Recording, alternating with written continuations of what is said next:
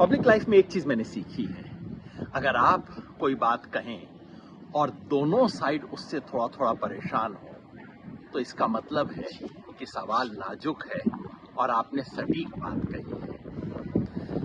यही इस बार हुआ जब से मैंने कल रात को लोकसभा चुनाव के आकलन 5वें फेज के बाद अपना फाइनल आकलन पेश किया एक वीडियो में।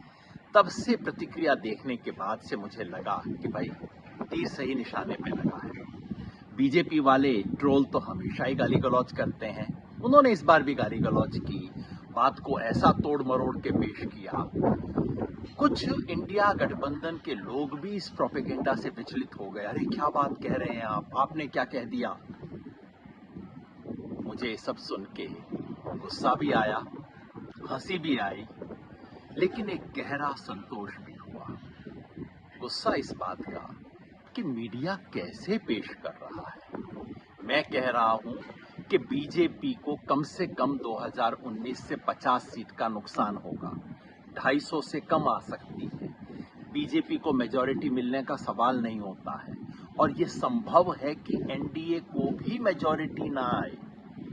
और मीडिया क्या रिपोर्ट कर रहा है, योगेंद्र यादव ने बीजेपी की जीत की भविष्यवाणी की। अरे मीडिया चलाते हो कि चुटकुले की दुकान चलाते हो।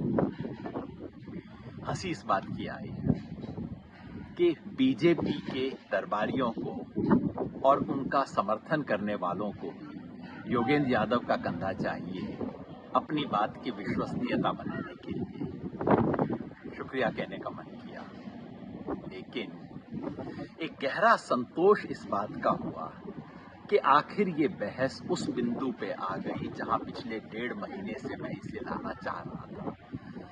1.5 महीने से मैं कह रहा हूं कि भाई ये 400 पार की बात टोटल फिजूल है, बकवास है, 400 बीसी है, झूठा प्रोपेगेंडा है, इस पे बात करने की जरूरत नहीं है। इतने महीनों तक बात करने के बाद अब मीडिया ने इस पे पूर्ण विराम लगा दिया है। मैं ये भी कह रहा हूं कि 303 के ऊपर जाने की बात नामुमकिन है। लगता है 303 के ऊपर की बात करने वालों ने भी अब वो बात छोड़ दी है। मैंने ये भी कहा कि बीजेपी को 272 के ऊपर नहीं जा रही है, 272 से नीचे है। लगता है बिना बोले बीजेपी के समर्थकों और मीडिया के मित्रों ने इस बात को भी स्वीकार कर लिया है और बहस उस बिंदु पे आ गई है जब मैं पहले से कह रहा हूं कि असली बहस केवल इतनी है कि क्या पूरा एनडीए मेजॉरिटी ला पाएगा या नहीं ला पाएगा। मैंने ये कहा कि 5वें दौर के अंत में एनडीए आगे था, इंडिया पीछे था। मैंने ये भी कहा कि ये संभव है अगर ये स्थिति और चलती रही, जो खबर हरियाणा से, दिल्ली से, पूर्वी उत्तर प्रदेश और पश्चिमी बिहार से मिल रही है, अगर वो चलती रही तो ये भी संभव है कि इंडिया ऊपर हो जाए और एनडीए नीचे हो जाए। मतलब ये चुनाव पलट चुका है। ये सरकारी और दरबारी मीडिया के प्रोपेगेंडा से सावधान। बस देखते रहिए खेल चुनाव का।